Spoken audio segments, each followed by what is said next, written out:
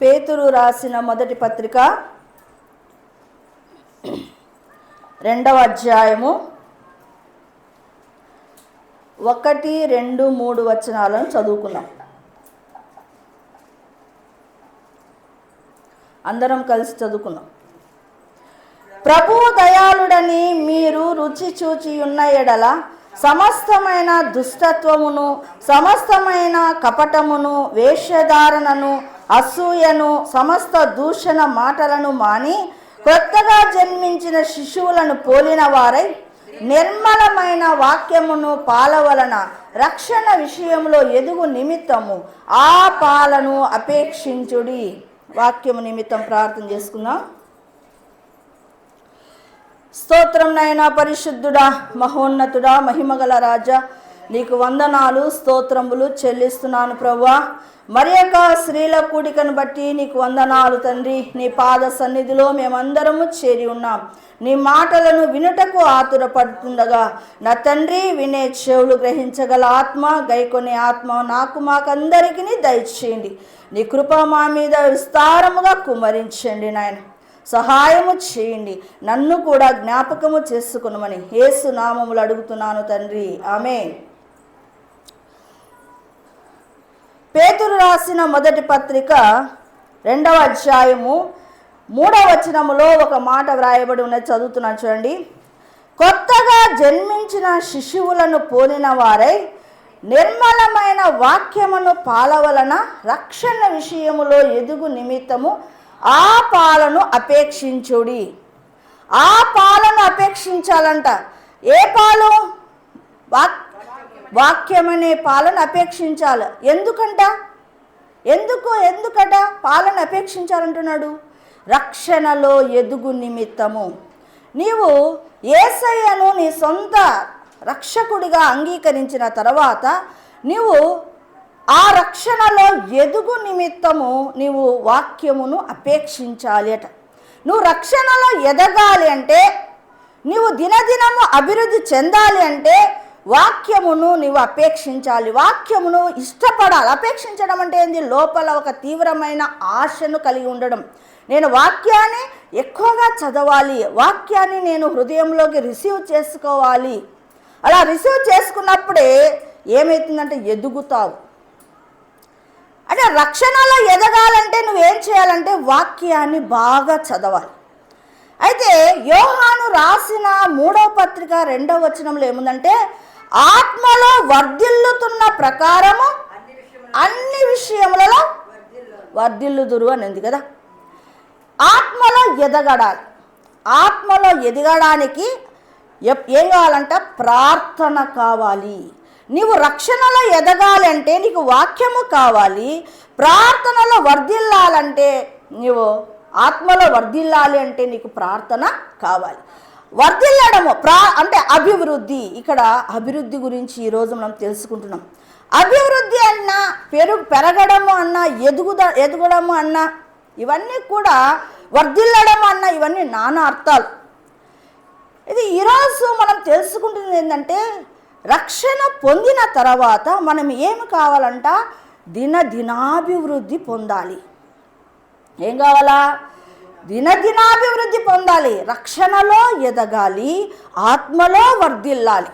ఆ ఆత్మలో వర్ధిల్లాలంటే నీకు ప్రార్థనలో ఉన్నప్పుడు నువ్వు తెలియకుండానే ఆత్మలో వర్ధిల్లుతావు. రక్షణలో నువ్వు ఎదగాలి అంటే నీకు ఏం కావాలా? వాక్యము కావాలి. చూడండి, ఇక్కడ 2వ కొరింథీయులకు రాసిన పత్రిక 8వ అధ్యాయము 2వ కొరింథీయులకు రాసిన పత్రిక 8వ అధ్యాయము 7వ వచనాన్ని చూద్దాం.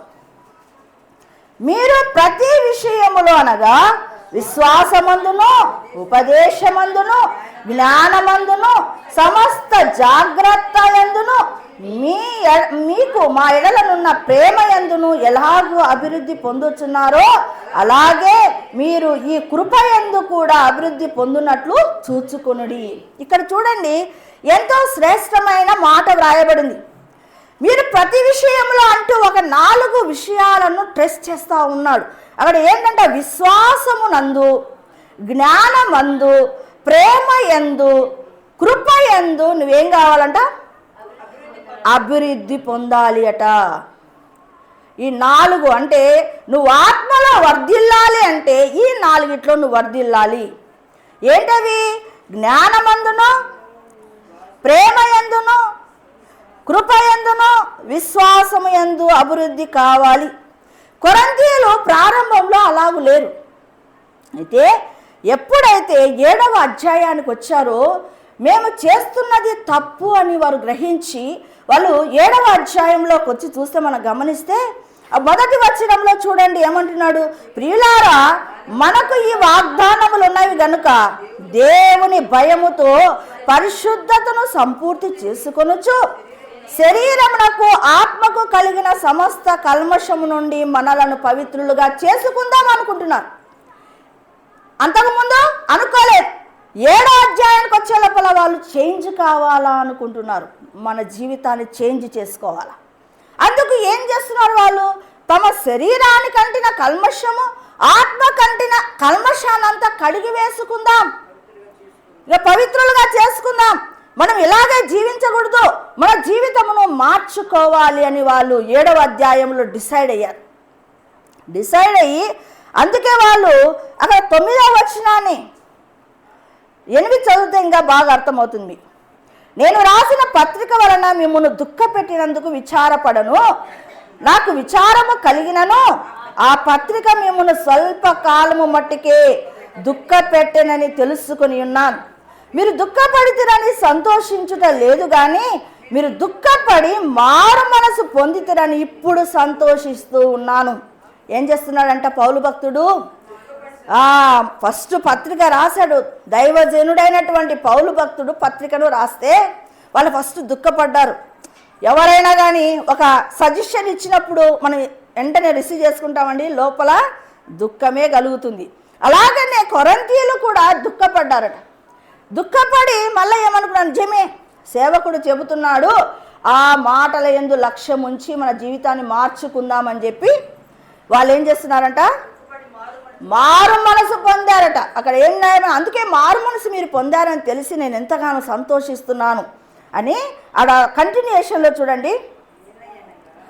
ఏలయనగా ఏ విషయంలోనైనా మా వలన మీకు నష్టము పొందకుండుటకై దైవ చిత్తానుసారముగా దుఃఖపడితిరి. దుఃఖపడడం కూడా చాలామంది మందిరాలలో వాక్యం వింటారు, లేనిపోని ఏడుపు ఏడుస్తారు. కానీ ఇక్కడ ఏమంట? ఏ దుఃఖం పొందుతున్నారు? ఇక్కడ దైవ చిత్తానుసారమైనటువంటి దుఃఖము పొందుతున్నారు. ఇది చాలా ఇంపార్టెంటు. దేవుని సన్నిధిలో ఏదో కన్నీరు కార్చడం ద్వారా నీ జీవితంలో ఏ విధమైన మార్పు రాదు. అయితే ఎలాంటి విషయంలో మారు మనసు వస్తుందంటే, దేవుడు నీ విషయంలో దేని విషయంలో దుఃఖపడుతున్నాడో దానిని నువ్వు చేంజ్ చేసుకోవాలని ఇష్టపడ్డామే దైవ చిత్తానుసారమైన దుఃఖము. నీ మనస్సాక్షి నీతో మాట్లాడుతూనే ఉంటుంది, నువ్వు చేస్తున్నది తప్పు, ఇలా ఉండకూడదు అని నిన్ను మనస్సాక్షి మాట్లాడుతూ ఉన్నప్పుడు నీవు దైవ చిత్తానుసారమైన దుఃఖము పొందాలి. నేను నిజంగానే మారు మనసు పొందాలి. ఇక్కడ కొరింథీయులు ఏమంట? ఫస్ట్ దుఃఖపడ్డారు, మొదట బాధపడ్డారు, తర్వాత వారు ఏం చేశారు? దుఃఖపడి నిజంగానే మారు మనసు పొందారు. అది ఎలాంటి మారు మనసు? దైవ చిత్తానుసారమైనటువంటి మారు మనసు పొందారు. చూడండి అక్కడ కంటిన్యూషన్ ఏం చేస్తారంటే, దైవ చిత్తానుసారమైన దుఃఖము రక్షణార్థమైన మారు మనసును కలగచేయును. అందుకే చూడండి, దైవ చిత్తానుసారంగా నువ్వు దుఃఖపడితే ఖచ్చితంగా నీ మారు మనసు ఏమవుతుంది? రక్షణార్థమైన మారు మనసు వస్తుంది. ఎందుకు ఎదగటం లేదు సంఘాలలో అంటే కారణం ఏంటంటే రక్షణార్థమైన మారు మనసు లేదు. రక్షణార్థమైన మారు మనసు అంటే ఏంది? దైవ చిత్తానుసారముగా దుఃఖపడటం లేదు. నీ సాటిస్ఫాక్షన్ కోసం నిజముగా ప్రభువా నేను కొంచెం బాగలేను అని నీ మనస్సాక్షిని కప్పిపుచ్చుకోవడానికి దుఃఖపడుతున్నావు. కానీ ఏదో నీ మనస్సాక్షి నీతో మాట్లాడుతున్నప్పుడు ఏదో నువ్వు చేంజ్ చేసుకోవాలని అంటున్నావు, బయటికి వెళ్తేనే మారు, ఎందుకు నీ సొంత ఆలోచనలు. కానీ లోపల నువ్వు స్థిర మనస్సును నిలిపి నేను నిజంగానే ఇలా ఉన్నాను, నేను చేంజ్ చేసుకోవాలి అని నువ్వు డిసైడ్ అయినప్పుడే దైవ చిత్తానుసారమైన మారు మనసు అవుతుంది. అలా అయినప్పుడే నీకేమవుతుంది? రక్షణార్థమైన మారు మనసు వస్తుంది, రక్షణలో ఎదుగుతావు. ఎక్కడ నువ్వు ఆ యొక్క మాటలను రిసీవ్ చేసుకుంటావు? మందిరములో సేవకుడి ద్వారా, సేవకురాలు ద్వారా దేవుడు నీతో మాట్లాడుతున్నప్పుడు వాటిని నువ్వు రిసీవ్ చేసుకొని దైవ చిత్తానుసారముగా దుఃఖపడితే నీకు రక్షణార్థమైన మారు మనసు కలుగుతుంది. ఎక్కువ భాగము సంఘాలలో ఇది జరగడం లేదు కాబట్టి రక్షణలో ఎదుగు నిమిత్తము అనే మాటకు అర్థమే లేకుండా పోయింది. నిజంగా ఈరోజు నేను రక్షణలో ఎదగాలి, సంవత్సరం జరుగుతుండగా నా జీవితంలో మార్పు రావాలి, ఆత్మలో నేను అభివృద్ధి కావాలి అని నువ్వు డిసైడ్ అయితే గాన దైవ చిత్తానుసారమైనటువంటి దుఃఖాన్ని పొందడము ప్రారంభించు. దేవుడికి నిన్ను నీవు అప్పగించుకొని దుఃఖపడు. నేను నిజంగానే మారాలి ప్రభువా. అదే కదా ఏమనుంది? యథార్థమైన యోగ్యమైన మంచి మనసుతో వాక్యాన్ని వినాలి. ఏ మనసుతో వినాలి? యోగ్యమైన మంచి మనసుతో వాక్యాన్ని విని దాన్ని అవలంబించి ఓపికగా ఫలించడమే. అది ఏ మనసు? రక్షణార్థమైనటువంటి మారు మనస్సు. అలాగా మనం చేంజ్ చేసుకున్న తర్వాత బల్లలో ఎప్పుడైతే మనం చెయ్యి వేస్తామో తెలియకుండానే మనలో చేంజ్ వస్తుంది. అదే కదా ఒకసారి దేవుడు నాతో అన్నాడు, ఒక మాట 2 సార్లు మాట్లాడు, ఒకసారి కాదు. నీ రక్తము నెమ్మదిగా క్రీస్తు రక్తములోనికి మారుతుంది. నీ రక్తము నెమ్మదిగా ఆయన రక్తములోనికి మారుతుంది అని నాతో మాట్లాడు. ఎప్పుడు చేంజ్ అవుతుంది? నిజంగానే నా జీవితంలో ఈ లోపాలు ఉన్నాయని మనం యథార్థముగా రిసీవ్ చేసుకొని వాటి విషయంలో పశ్చాత్తాపడి బల్లలో యోగ్యంగా చేయి వేసినప్పుడు నీ రక్షణలో తెలియకుండానే ఎదుగుదల అనేది వస్తుంది. అది మనం చేయవలసింది. కాబట్టి ఇక్కడ 2వ పేతురు పత్రిక 3వ అధ్యాయము 18వ వచనాన్ని చూద్దాం.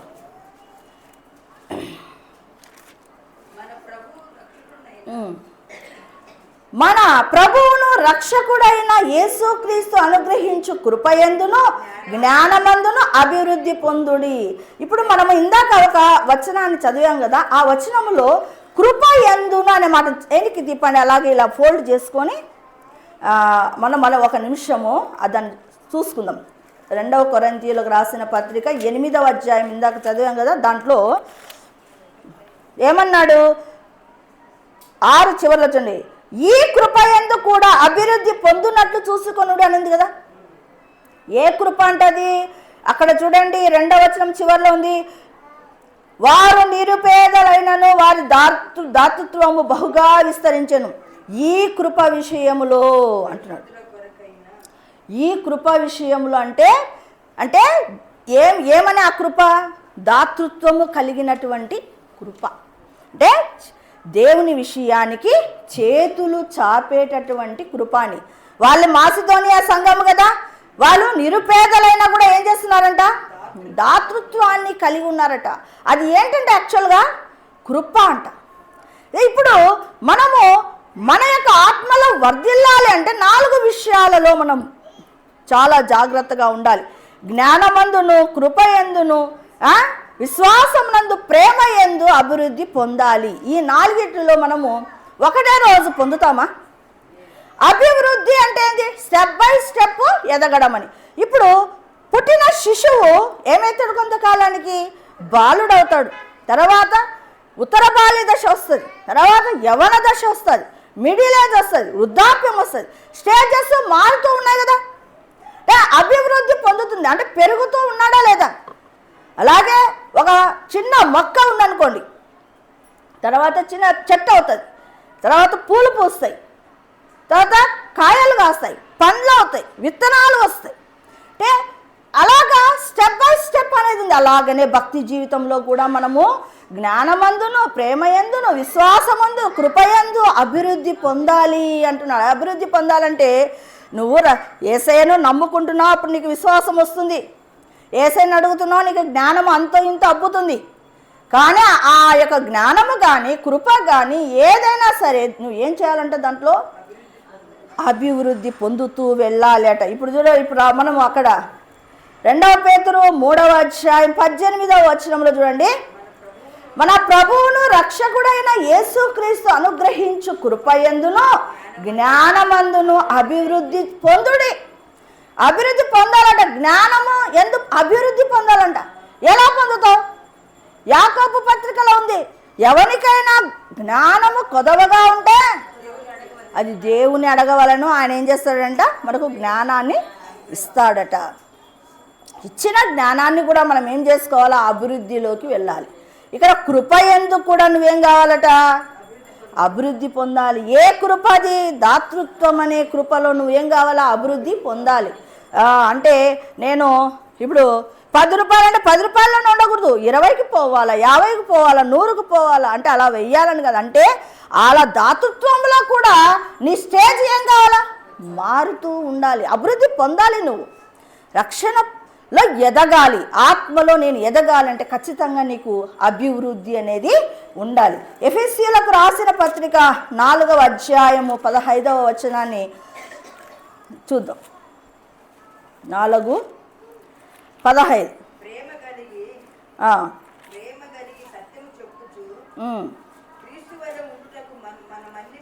అన్ని విషయములలో ఎదుగుదము. అయితే ఇక్కడ 14వ వచనం, అందువలన మనం ఇక మీదట పసిపిల్లలమై ఉండి మనుషుల మాయోపాయముల చేతను వంచనతో తోను తప్పు మార్గమునకు లాగు కుయుక్తితోను గాలికి కొట్టుకొని పోవునట్లు కల్పించబడిన ప్రతి ఉపదేశమునకు ఇటు అటు కొట్టుకొని పోవచ్చు, అలల చేత ఎగరగొట్టబడిన వారైనట్లు ఉండక ప్రేమ కలిగి సత్యము మనం అన్ని విషయములలో ఎదుగుదాం. ఇక్కడ క్రీస్తు వలె ఉండుటకు అనే మాట గుర్తుపెట్టుకోండి. ఎండింగ్లో చెప్తాను దాని విషయం.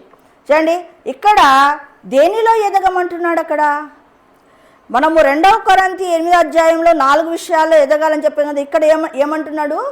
నీవు మళ్ళీ పడిపోకుండా అటు ఇటు కొట్టుకోపోకుండా ఉండాలి అంటే ప్రేమ యందు నువ్వేం కావాలా? అభివృద్ధి పొందుతూ రావాలట.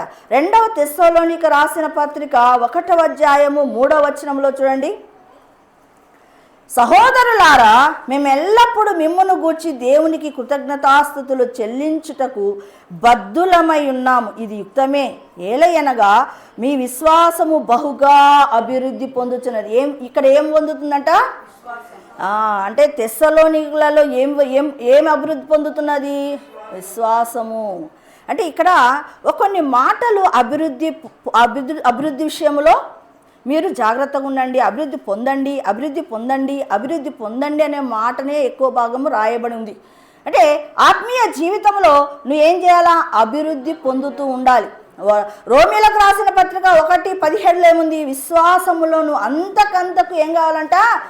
అభివృద్ధి పొందాలనే మాట. 1వ అధ్యాయము 17వ వచనంలో చూడండి ఏముంది అక్కడ?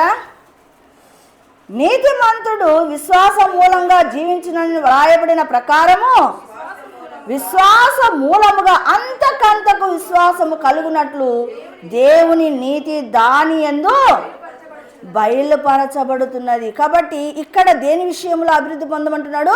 ఇంతకుముందు చదివిన దాంట్లో కానీ ఇప్పుడు చదివిన దాంట్లో కానీ నువ్వు దేంట్లో అభివృద్ధి పొందాలా? విశ్వాసములో అభివృద్ధి పొందాలి.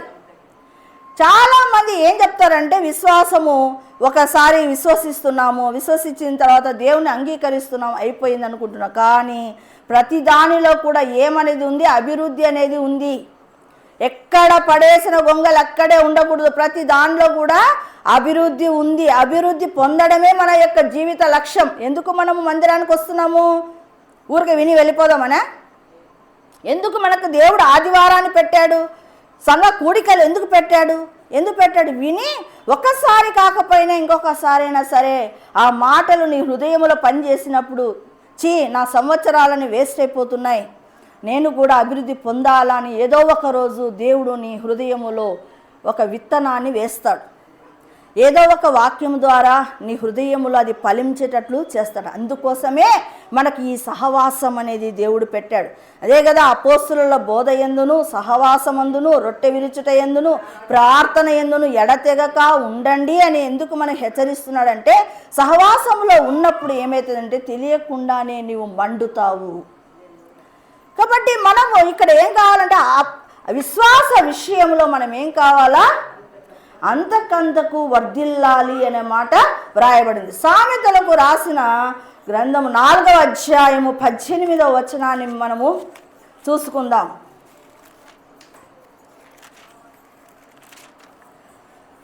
పట్టపగలగ వరకు వేకో వెలుగు తేజరిల్లునట్లు నీతి మంతుల మార్గము అంతకంతకు తేజరిల్లును. ఎలా నీతిమంతుల మార్గం అంటే మనము దేవుని, అబ్రహాము దేవుని నమ్మేను, అది అతనికి నీతిగా ఎంచబడేను. ఆ నీతి మార్గం ఏం కావాలంట, పట్టపగలు వేకువ చుక్క తేజరిల్లునట్లు ఏం కావాలంట, మనము నీతిమంతుల మార్గము. మనం నీతిని, మనకు దేవుడు నీతిని ఆపాదించినప్పుడు దాంట్లో నువ్వేం కావాలా, అంతకంతకు తేజరిల్లాలి.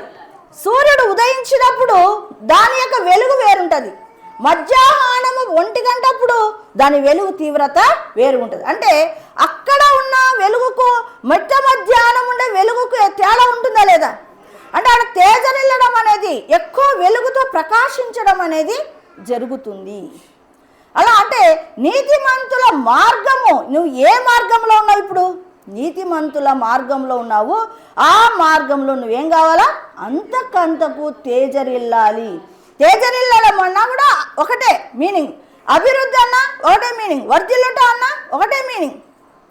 కాబట్టి తేజరిల్లాల మనము.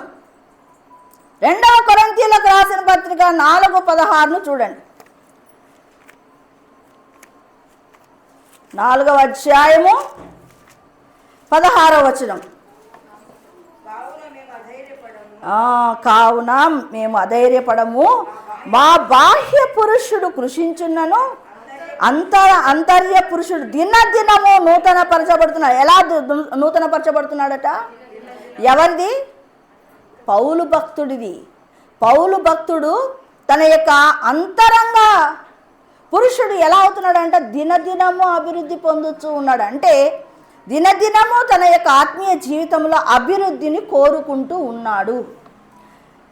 ఏదో ఒక వారానికో నెలకో అభివృద్ధి అది కాదు, అనుదినము ఏదో ఒక విషయంలో నేను సరి చేసుకుంటూ ఉన్నాడు పౌలు భక్తుడు. అలాగే మనము ఏం కావాలంట, సరి చేసుకుంటూ మన యొక్క ఆత్మీయ జీవితాన్ని కట్టుకోవాలి.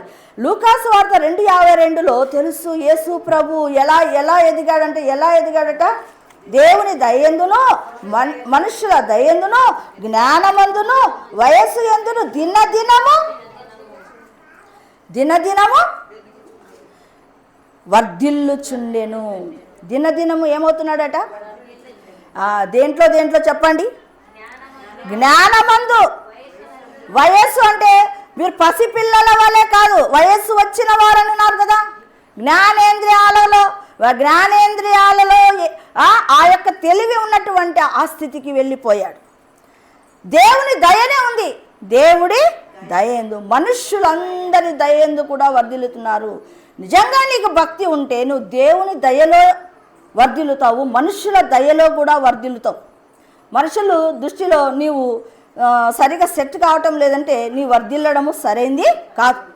ఒక స్టేజ్ ఎవరో ఒకరు ఉంటారు శత్రువులుగా, ఎందుకంటే దేవుని బిడ్డలకు ఎక్కడో వాళ్ళు కూర్చోడు,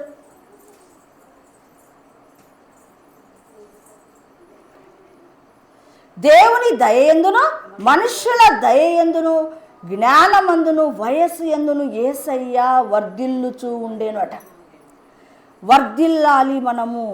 పౌలు భక్తుడు చూడండి, యేసయ్య మనకు అన్నిటిలో మాదిరి, పౌలు భక్తుడు కూడా మనకు అన్నిటిలో మాదిరి. మరి వాళ్ళు ఏం చేస్తున్నారు, పౌలు భక్తుడేమో దినదినము వర్ధిల్లుతూ ఉన్నాడు, యేసయ్య కూడా ఏం చేస్తున్నాడు, దినదినము వర్ధిల్లుతూ ఉన్నాడు. మన యొక్క జీవితంలో వేటి విషయాల్లో 4 విషయాలలో ఎక్కువగా వర్ధిల్లాలి అని నేను చెప్తున్నా. ఏది, జ్ఞానమందును విశ్వాసమందును ప్రేమయందును కృపయందును మనము వర్ధిల్లుచూ ఉండాలి. అంతేకాదు దేవుని దయలో మనం వర్ధిల్లాలి. దేవుని దయ మన మీద ఉండాలండి. ఒకసారి 31 దినములు ఆదోని పట్టణం కోసం ప్రార్థన చేస్తున్నప్పుడు కొన్ని దినములైన తర్వాత దేవుడు ఒక మాట నాతో అన్నాడు. ఏమన్నాడంటే, ఆ మాట చూడండి, తక్కువని నన్ను మరిపించేటట్టు చేసింది. ఇది మొదలుకొని యెహోవా యందు భయభక్తులు గల వారి మీద నేను నీ మీద నిత్యము నిలుపుదుననే మాటను ఆ సాతాను నన్ను జ్ఞాపకం లేకుండానే చేసింది ఆ సెంటెన్సే. సరే, నేను ఎప్పుడైనా గుర్తొచ్చినప్పుడు చెప్తాను. ఓకే, ఇక్కడ ఏమంటున్నాడంటే, దేవుని దయందును మనుషుల దయందును జ్ఞానమందును వయస్సు ఎందును దినదినము అభివృద్ధి అయ్యేటట్లు వర్ధిల్లేటట్లు చేసి మనము అలాగూ తయారు కావాలంటే దినము అభివృద్ధి అంటే దీనికే ఒక మాట చెప్పొచ్చు. ఏమని చెప్పొచ్చు అంటే ఆగని అభివృద్ధి చూడండి. అలా కీర్తనలలో మనకు మొన్ననే సార్ చెప్పేటప్పుడు ఏమని చెప్పాడు ఒక మాట, 92వ అధ్యాయం 12వ వచనంలో, లెబానోను పర్వతము మీద ఉన్న దేవదారు వృక్షము వలె మీరు ఎదుగుదురు అనే మాట ఉంది చూడండి. లెబానోను పర్వతం మీద దేవదారు వృక్షం వలె వారు ఎదుగుదురు. ఎదగాలి. ఎక్కడ మనము మందిరంలో నాటబడిన దానవైతే ఖచ్చితంగా ఎంత ఫీట్ అంటే చెప్పారు ఆ పాస్టర్ గారు, 72 అడుగులు ఉన్నటువంటి ఆ చెట్టు ఎంత హైట్ ఉంటుందో ఆ రీతిగా మనము ఎదగాలి. పైకి ఎదగడము అభివృద్ధి పొందాలి అని మనం అంటూ ఉన్నాం కదా. అంటే ఏదో ఆత్మీయంగా నడవడము, పరిగెత్తడము అలా కాదు. పైకి పక్షిరాజు వలె ఎగరడం, పైనుంచి చూడడం, ఇది ఆత్మీయమైన అభివృద్ధి. పక్షిరాజులు ఇక్కడ కింద వాటిని చూడ పైనుంచి చూస్తాయి. అసలు 4 కిలోమీటర్ల దూరంలో ఉండగానే అది ఆ జంతువు ఎక్కడుంది, ఏం కథ, ఎంత స్పీడ్లో వెళ్తే దాన్ని నేను పట్టగలుగుతానన్నంత స్పీడు కనిపెడుతుందట. అంత షార్ప్నెస్ ఉంటుందట పక్షిరాజుకు. మరి అందుకే అంటే ఆత్మీయంగా నడవడం ఉంది, ఆత్మీయంగా పరిగెత్తడం ఉంది, ఆత్మీయంగా ఎగరడము అనేది ఉంది. ఎప్పుడైతే నువ్వు ఎగరడం అంటే అది ఇక్కడ లేదు, భూ సంబంధంగా లేదు. నువ్వు నడుస్తున్నావు భూమి మీద, కానీ పక్షిరాజు ఎక్కడున్నాడు? ఆకాశంలో ఉన్నాడు. అంటే ఆ యొక్క పై అంతస్తులో ఉన్నాడు. మనము అలాంటి పక్షిరాజుల్లాగా తయారు కావాలి. కాబట్టి ఈ భూమి మీద నడిచేది కూడా భక్తే, పరిగెత్తేది కూడా భక్తే. కానీ మనము ఇంకా శ్రేష్టమైన భక్తిలోకి వెళ్ళాలి. పక్షిరాజుల్లాగా పైనుండి చూసేటటువంటి భక్తి, పైనుండి మనకు అంత బాగా క్లియర్గా కనపడతాయి కదా, అలాంటి భక్తిలోనికి మనము వెళ్ళాలి. అలాంటి భక్తిలోనికి వెళ్ళాలని ఇక్కడ చూడండి ఏంటంటే, లెబానోను పర్వతము మీద దేవదారు వృక్షం వలె మనము ఎదుగుదురు అనే మాట వ్రాయబడింది. అలాంటి భక్తి జీవితంలోనికి వెళ్ళచ్చు అండి. మామూలుగా విశ్వాసం అంటే ఏంది? విశ్వాసం అంటే గుడ్డిగా యేసయ్యను నమ్మడం. అలాగా గుడ్డిగా ఒక విషయంలో నమ్మేసిన తర్వాత, దేవునికి అప్పగించిన తర్వాత, ఒక దానిలో నువ్వు జయం కలిగినప్పుడు, రెండవ దానిలో తెలియకుండానే నువ్వేం చేస్తావు? ఏదైతే ఏమైంది దేవునికి అప్పగిస్తున్నాను, ఆయన చూసుకుంటాడు అనేది వస్తుంది. ఇంకా మూడోసారికి ఇంకా అసలు భయం అనేది లోపల ఉండదు. నేను అప్పగించింది నా దేవునికి అనేది వస్తుంది. అలాగా ఇక నీకు ఏ సమస్య వచ్చినా ఒక 2-3 జయములు నీ జీవితంలో జరిగాయి అనుకోండి, నువ్వు తెలియకుండానే దానిలో ఏమైపోతావు? ఒక పట్టు సాధిస్తావు. విశ్వాసంలో కూడా నువ్వు తెలియకుండానే ఒక ఎదుగుదల అనేది నీకు వస్తుంది. జ్ఞానము అంటారు. జ్ఞానము దేవుడు ఇస్తాడు. దేవుడు అడిగితే జ్ఞానం ఇస్తాడు. అయితే నువ్వు ఎప్పుడైతే రక్షణలో ఎదగాలని నువ్వు వాక్యాన్ని చదువుతూ ఉంటే తెలియకుండానే ఆ జ్ఞానం ఏమైపోతుంది? అభివృద్ధి పదంలోకి వస్తాయి. తెలియకుండానే అవును కదా, దీని రిలేటెడ్ అక్కడుంది కదా, అవును దాని రిలేటెడ్ అక్కడుంది కదా, ఆ అధ్యాయంలో ఉంది కదా. తెలియకుండానే నీకు జ్ఞానము అభివృద్ధి అవుతుంది. ప్రేమ కూడా అంతే. స్టార్టింగ్లో నీకు అన్నీ ఉంటాయి. నిజం చెప్పాలంటే అసూయ ఉంటుంది, ద్వేషం ఉంటుంది, పగ ఉంటుంది, అన్నీ మొత్తం ఏ ఏ లక్షణాలు, ఒక సాతాను సంబంధమైన లక్షణాలు ఉంటాయి, అందరి మనుషులలో ఉంటాయి. అయితే నువ్వు ఎప్పుడైతే ఆత్మలో వర్ధిల్లుతూ వస్తావో తెలియకుండానే అవన్నీ కూడా కొట్టివేయబడుతూ ముందుకు సాగుతావు. ఇవన్నీ భూ సంబంధమైన వాటి మీద పైనుంచి నువ్వు చూడగలిగే శక్తి వస్తుంది. ఏముంది లేవు, ఎందుకు దాన్ని అంత సీరియస్గా తీసుకోవాలని వదిలిపెట్టడం నేర్చుకుంటావు. కాబట్టి అలాగా మనము ఎదుగుతూ ఉండాలి. చూడండి, అలాగా లాస్ట్కు చివరికి ఏ స్టేజ్కి వెళ్ళాలంటే మన విశ్వాసము యేసు యొక్క విశ్వాసములోనికి వెళ్ళడము పరాకాష్ట. మన యొక్క జ్ఞానము యేసు జ్ఞానములోనికి వెళ్ళడమే పరాకాష్ట. మన యొక్క విశ్వాసం కానీ, ప్రేమ కానీ, కృప కానీ అన్నీ కూడా ఏ స్టేజ్కి పోవాలంటే మనం భూమి మీద ఉండగానే ఆయనకు సహదోటి అయిన భార్యగా మనం నిలబడాలంటే ఆ స్టేజ్కి వెళ్ళాలి. అలా వెళ్ళిన వాడు ఎవరో తెలుసా? ఎవరో ఐడియా ఉందా మీకు? హనోకు. ఎవరు? దేవుడితో కలిసి నడిచాడు. కాబట్టి మనము హనోకు భూమి మీద ఉన్నటువంటి మనిషే కదా, దేవునితో కలిసి నడిచిన వాడే కదా. మరి ఎలాగ భక్తి కట్టాడు? హనోకుకు భార్య ఉంది కదా, పిల్లలు ఉన్నారు కదా, చాలామంది పిల్లలు ఉన్నారు కదా. మరి దేవుడితో ఎటువంటి సహవాసాన్ని కలిగి ఉన్నాడు? అబ్బా, మా పిల్లలతోటి నేను ప్రార్థన చేసుకోలేకపోతున్నాను, అబ్బా నా పిల్లలతోటి నేను ఈ వంటలు వార్పులతోటి, నా బిజినెస్ తోటి, నా యొక్క సమస్యలతోటి, నా యొక్క ఇంటిలో ఉన్న ఇబ్బందుల చేత నేను నడవలేకపోతున్నాను, దేవునిలో నేను ముందుకు సాగలేకపోతున్నాను అని చాలాసార్లు మనం అంటాం. కానీ ఎలా? హనోకు ఇంటి సంసారాన్ని అంత ఈదుకుంటూనే అసలు 300 సంవత్సరాలు దేవునితో కలిసి నడిచాడు. నేను నా యొక్క విశ్వాస జీవితములో, నా యొక్క భక్తి జీవితములో, నా సేవా జీవితములో నేను గమనించింది ఒకటి. రక్షణ పొందిన తర్వాత 1 సంవత్సరము ఆ భక్తే వేరుగా ఉంటుంది. 2వ సంవత్సరము ఏమవుతుందంటే ఇతరులను పరిశీలన చేసే స్థితికి వస్తారు.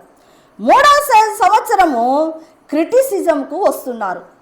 ఈ క్రిటిసిజంకు రావడం వలన ఏమైపోయిందంటే, అంటే అంతకుముందు భక్తిలో అందరికంటే ముందు వచ్చి అన్ని పరచడము, అన్ని రకాలుగా సేవా పరిచర్యలో ముందుకు ఉన్నటువంటి బిడ్డలు ఏమైపోతున్నా అంటే ఆ తర్వాత క్రిటిసిజంకు రావడం వలన పైకి భక్తి గల వారి వలె ఉన్నారు కానీ దాని శక్తిని ఆశ్రయించని భక్తులు తయారు అయ్యారు.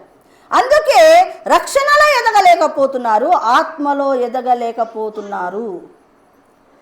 అందుకే అంటే చాలామంది అలాంటి ఆత్మీయమైన మరుగుజ్జుతనములు ఎందుకున్నారంటే 3 సంవత్సరాలు అయిపోయే లోపల నీ భక్తి ఏమైపోతుంది? ఎక్కడికి కాకుండా మామూలు ఫస్ట్ సంవత్సరం బాప్తీసం తీసుకొని ఉద్రేకంలో ఉన్న వానికంటే చాలా చల్లారిపోయిన స్థితిలో నీవు కనబడుతున్నావు.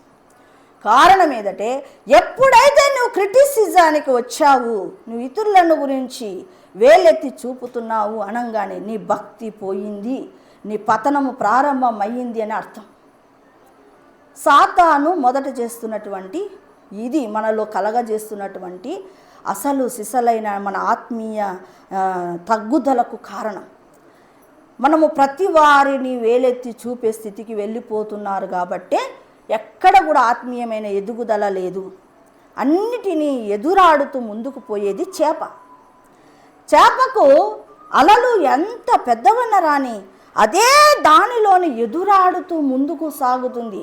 క్రైస్తవుడు అనేవాడు ఎదురాడుతూనే ముందుకు సాగాలి. అలా సాగటం లేదు. వాళ్ళు వీళ్ళు నిన్ను ఆదో కొంచెం ఏదైనా అటు ఇటు అని కొంచెం మాట్లాడితేనే నువ్వు కృంగిపోతున్నావు, ఆ మాటలకు వెంటనే నువ్వు వెనక్కి దిగజారిపోతున్నావు. అలాగూ మనము వెళ్ళకూడదు. కాబట్టి నేను ఇందాక చెప్పా చూడండి ఒక మాట, తండ్రి తన కుమారుని యందు జాలి పడినట్లు ఇది మొదలుకొని నిత్యము నీ మీద జాలి పడుదును అన్నాడు నాతో. అది రానియకుండా సాతాను అడ్డగించాడు. అంటే దేవుని దయ, అది ఏంటది? దేవుని దయ యందు మనము వర్ధిల్లాలి.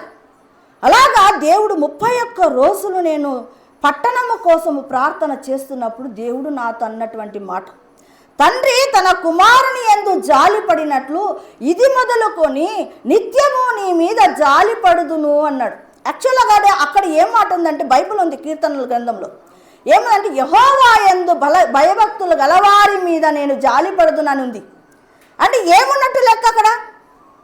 నీ మీద జాలి పడతానంటే ఏమున్నట్టు లెక్క? యెహోవా యందు భయభక్తులు ఉన్నాయి అని అర్థం. అదే రక్షణ పొందిన ప్రారంభంలో దేవుడు నాతో స్వరంతో మాట్లాడుతున్నప్పుడు అంటే యెహోవా యందు భయభక్తులు కలిగి ఉండు అన్నాడు ఒకప్పుడు. అయితే ఈరోజు ఏమంటున్నాడు?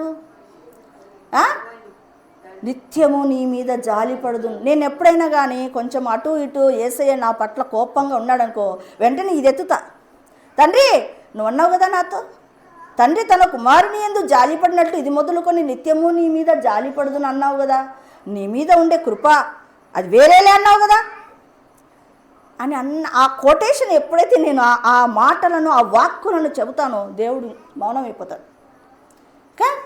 అలాగా దేవుని దయను మనము సంపాదించుకోవాలి. అంతేకాదు ఎవరి దయను సంపాదించుకోవాలట? మనుష్యుల దయను సంపాదించుకోవాలి. జ్ఞానమందును అన్నిటిలో వర్ధిల్లడం నేర్చుకోవాలి. అలాంటి అభివృద్ధి పదంలోకి వెళ్ళడమే హానోకు చేసినది. కాబట్టి హానోకు లాంటి భక్తిని కట్టుకోవాలి. 300 సంవత్సరాలు దేవునితో ఎంత చక్కగా నడిచాడు హానోకు. మనం ఎన్ని సంవత్సరాలైంది మన యొక్క ఆత్మీయ జీవితం? 5 ఏళ్ళైందా? 10 ఏళ్ళైందా? అప్పటికే చల్లారిపోయావా? మరి హానోకుతో పోల్చుకోవడానికి మనం ఎక్కడున్నాం? సుదూరములో ఉన్నాడు హానోకు. కాబట్టి మనం అన్నిటినీ పక్కన పెట్టేసి పక్షిరాజు వన్న కావాలా, చేపవన్నా కావాలా, నువ్వు ఎదురాడుతూ ముందుకు సాగాలి. అప్పుడు మాత్రమే నువ్వు ఏమవుతావు? అభివృద్ధి పదములోనికి వెళ్తావు. అలాగే వెళ్ళాలనే దేవుడు ఇష్టపడుతున్నాడు. పౌలు భక్తుడు దినదినము వర్ధిల్లుతున్నాడట. దినము చాలా ఆశ్చర్యకరమైన మాట. అంతరంగ పురుషుణ్ణి ఏం చేస్తున్నాడట? దినము అభివృద్ధి పొందేటట్టు చూసుకుంటున్నాడట. మనకు దినము కాదు కదా, నెలకు ఒక మార్పు లేదు, సంవత్సరానికి ఒక మార్పు లేదు. ఎలాగూ మనం ఎదగగలుగుతాం? మన ఆత్మీయ జీవితాలని మనొక బిడ్డ నాకు ఫోన్ చేసింది. నాకు ఒక దర్శనము కళ వచ్చింది పాస్టమ్మా. నేను మా యొక్క తోటలో ఒక చెట్టును ఎండిపోయినట్లయిపోయింది. అది చూసి నాకు ఎంతో బాధ కలిగింది. అయితే ఆ తర్వాత కొద్దిసేపు చూస్తే అవి ఎంతగానో పచ్చగా ఆకులు వేశాయి. దాన్ని చూసి నేను ఎంతో ఆనందించాను. అయితే కొద్దిసేపటికి ఆ ఆకుని ఎత్తి చూస్తే దాని కింద అన్ని పురుగులు ఉన్నాయి. అంటే ఏంటి అర్థము? పురుగులు అంటే ఏంటి? పసర పురుగులు, చీడ పురుగులు, గొంగలి పురుగులు, మిడతలు తినివేయు పంట కాలము దగ్గరకు వచ్చిందని. కాబట్టి మన యొక్క ఆత్మీయ జీవితాన్ని మిడతలు తినకుండా, పసర పురుగులు తినకుండా, గొంగళి పురుగులు తినకుండా, మనం చాలా చీడ పురుగులు తినకుండా జాగ్రత్తగా చూసుకుంటూ ముందుకు వెళ్ళాలి. కాబట్టి మనము ఆత్మీయంగా ఎదగడానికి, అవును నేను ఆత్మీయంగా ఎదగాలి అని నిశ్చయించుకుంటున్నావా? ఈ సంవత్సరం నేను ఎదగాలి, వాక్యములో ఎదగాలి. ఈరోజు దేవుడు నాతో మాట్లాడుతున్నాడు, రక్షణలో ఎదగాలి, ఆత్మలో నేను ఎదగాలి అంటే ప్రార్థన, వాక్యము, నేను అన్నిటినీ చక్కగా బ్యాలెన్స్ చేసుకొని నేను ఎదగాలి అని డిసైడ్ చేయి. అప్పుడే నువ్వు ఎప్పుడైతే ఆత్మీయంగా వర్ధిల్లుతావో ఈ 4 విషయాల్లో వర్ధిల్లుతావు. ఆత్మీయంగా వర్ధిల్లడం అంటే ఏంటి? జ్ఞానములో వర్ధిల్లుతావు, విశ్వాసములో, ప్రేమలో, కృపలో తెలియకుండా నేను వర్ధిల్లుతావు. అదే ఆత్మలో వర్ధిల్లడము. ఎలా సాగుతుంది అది? ప్రార్థన ద్వారా సాగుతుంది. వాక్యం ఎక్కువ చదివానుకో నువ్వు రక్షణలో తెలియకుండా ఎదుగుతావు. ఎలా ఎదుగుతావు తెలుసా? వాక్యాన్ని చదివినప్పుడు అబ్బా ఈరోజు ఇలాగ నేను లేను కదా, వెంటనే నువ్వు ఏం చేసుకుంటావు? దాని గురించి ఆలోచన చేస్తావు. అంటే ఒకటి మనం ఈ యొక్క ఇయర్ నేర్చుకోవాల్సింది ఏంటంటే, దొంగ ఏడుపులొద్దు మానే. దేవుడు చూస్తున్నాడు నిన్ను, నీ ఏడుపులను దేవుడు చూస్తున్నాడు. ఎలాంటి దుఃఖము నీకు రావాలి? దైవ చిత్తానుసారమైనటువంటి దుఃఖాన్ని పొందడం నేర్చుకో. నిజమైన మారు మనసు పొందు, ఆత్మలో ఎదుగు. చేద్దామా పని? అభివృద్ధి పదంలోకి వెళ్దామా? దేవుడి మాటలు దీవించినగాక ప్రార్థన చేస్తాం. స్తోత్రం నాయన. పరిశుద్ధుడా, మహోన్నతుడా, మహిమగల రాజా, నీకు వందనాలు, స్తోత్రములు చెల్లిస్తున్నాను. కృపమయుడా, ఇదిగో ఈ దినమునైనా మాతో నీవు మాట్లాడినటువంటి మాటను బట్టి నీకు వందనాలు తండ్రి. ఇదిగో యేసయ్య, ఆగని అభివృద్ధిలోకి మేము వెళ్ళాలి ప్రభువా. హానోకు 300 సంవత్సరాలు నడిచాడు దేవా. మా ఆత్మీయ జీవితం చాలా చిన్నది ప్రభువా. అయ్యా, మేము కూడా హానోకును చూస్తూ, యేసయ్యను చూస్తూ, పౌలును చూస్తూ నైనా ముందుకు సాగే కృపను దయచేయండి. భూమి మీద ఉన్న శ్రేష్టమైన భక్తులను చూస్తూ ముందుకు సాగడానికి నీ కృపను దయచేయండి. ఆగిపోకుండా సాగిపోయేటటువంటి భక్తి జీవితములోనికి నన్ను మమ్మలను నడిపించుమని ఈ మాటలు ప్రభువా హృదయములు ముద్రించి ఫలింపచేయమని యేసు నామములో అడుగుతున్నాను తండ్రి, ఆమేన్.